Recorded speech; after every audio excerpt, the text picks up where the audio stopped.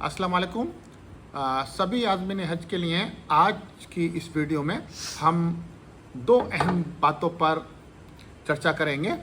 Number एक, आपकी जो डॉक्यूमेंटेशन है यानी कि आपके जो कागजात हैं हज के, वो अब फर्स्ट इंस्टॉलमेंट के बाद हज कमेटी के स्टेट ऑफिस पहुंच चुके हैं, यानी कि जो आपके स्टेट का हज ऑफिस है वहां पहुंच चुके हैं। वहां से फिर वो सेंट्रल हज ऑफिस यानी कि मुंबई जाएंगे। तो इसके अलावा इन सब की एक कॉपी आपके पास रहेगी। अब फर्दर यानी कि आगे आपको कौन कौन से डॉक्यूमेंट्स की ज़रूरत पड़ सकती है या पड़ेगी, उस पर आज की हम चर्चा करेंगे।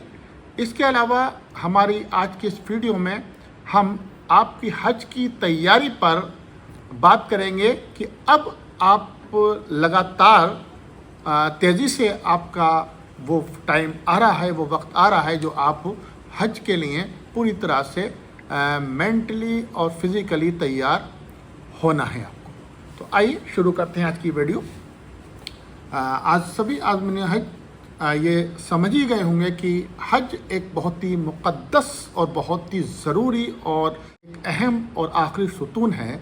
तो इस सुतून को हम परफॉर्म करने के लिए यानी कि हज करने के लिए और अल्लाह के घर का दीदार करने के लिए जिस मुस्तहदी और जिस ज़रूरत और जिस फ़िक्र और जिस जज्बे की ज़रूरत होती है, वो भी हमारे अंदर जागनी चाहिए। इसके लिए हमें कुछ ऐसी किताबें पढ़नी चाहिए जिसमें हज की अहमियत, हज का तरीक़ा और हज की जो है तारीख़ पर बात की गई है।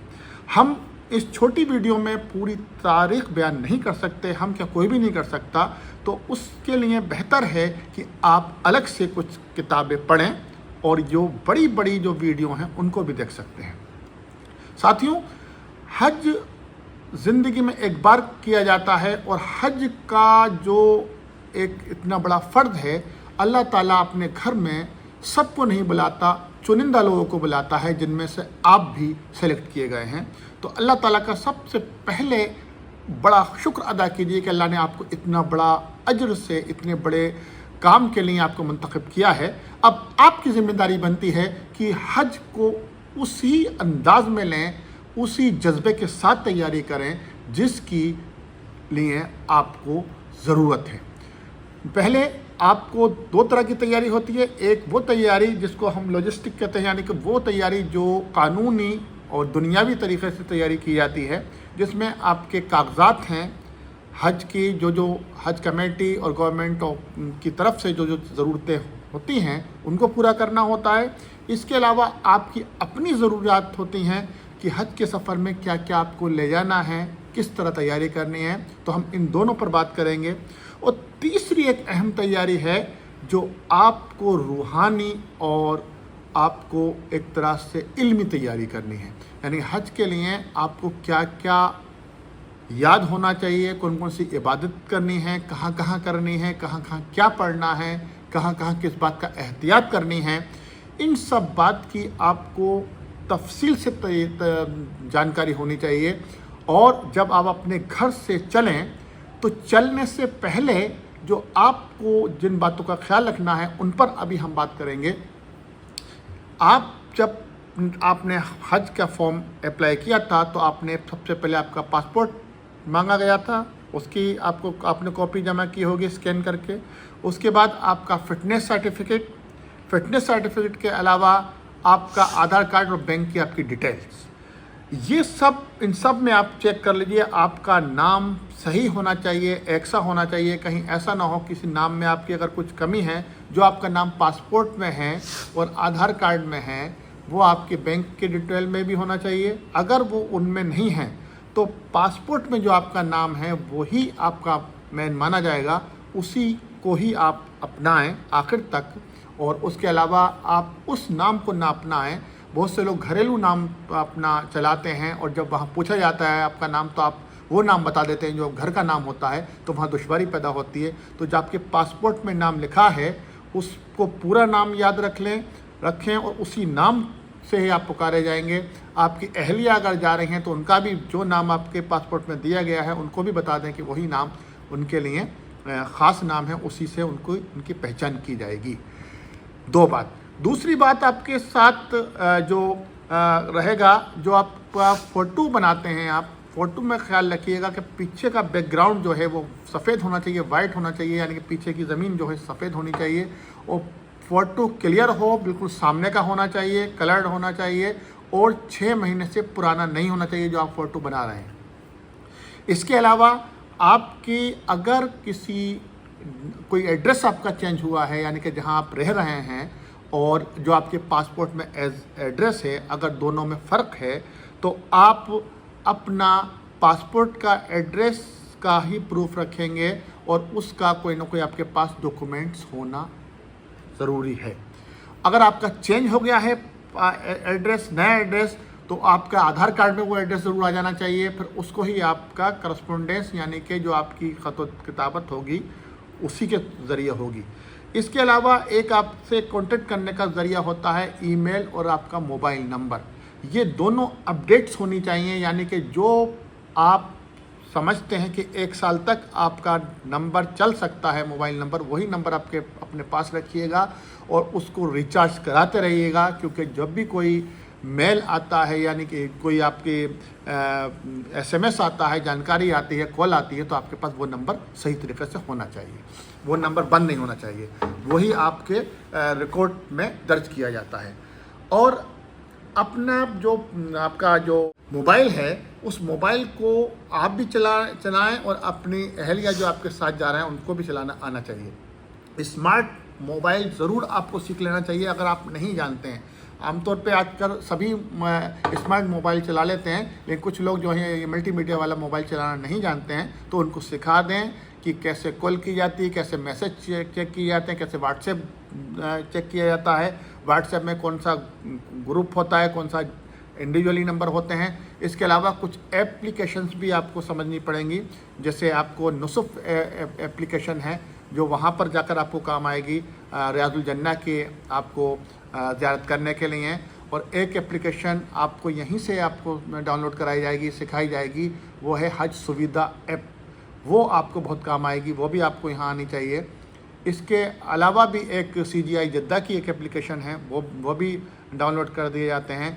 आपको IMO यानी इमो आपको चलाना आना चाहिए, इमो से ही आप सऊदी अरब से बात कर सकते हैं, तो यहाँ पर आप डाउनलोड कर लें, अभी से ही सीख लें उसको, और ताकि आपको इमो के थ्रू आपकी बातचीत हो सके, क्योंकि वहाँ पर सऊदी अरब में व्हाट्सएप कॉल नहीं होती है, सिर्फ व्हाट्सएप आप कर सकते हैं, कॉल नहीं होती है, तो इसलिए इमो से बातचीत की जाती है।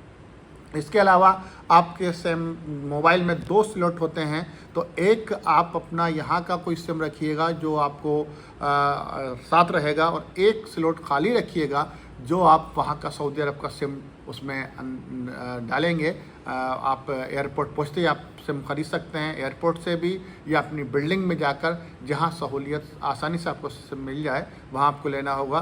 तो वो सिम डालने के बाद में वो नंबर आप फिर अपना शेयर कर सकते हैं अपने रिश्तेदारों को जो इंडिया में बैठे हैं उनको। इसके साथ साथ आपके लिए 2-4 बातें सीखना बहुत ज़रूरी है। मैंने जैसे आप बार बार अपनी वीडियो में बताता हूँ कि आप फाइल एक बना लें, एक या फोल्डर बना लें प्लास्टिक का, जिसमें आप अपने पासपोर्ट की फ़ोटोकॉपी, आपके आधार कार्ड की, पैन कार्ड की, अपने फ़ोटोग्राफ, आपका चेक बुक या बैंक की पासबुक, ये सब डॉक्यूमेंट, सब दस्तावेज़ आपके उसमें रखे होने चाहिए, ताकि जब ज़रूरत हो आप निकाल सकें।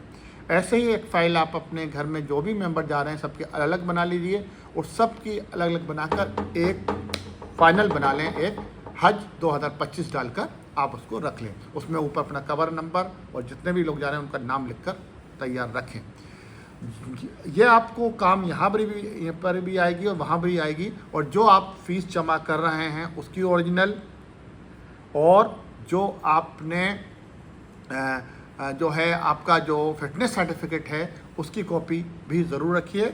और अपने जितने भी डॉक्यूमेंट्स है, पासपोर्ट खास करके देखिए, पासपोर्ट ओरिजिनल आपके पास होगा, अभी आपकी बैंक में जो जमा की गई है रसीद वो आपके पास ओरिजिनल होगी, या ऑनलाइन किया होगा तो उसकी भी एक प्रिंट आउट निकाल लीजिए।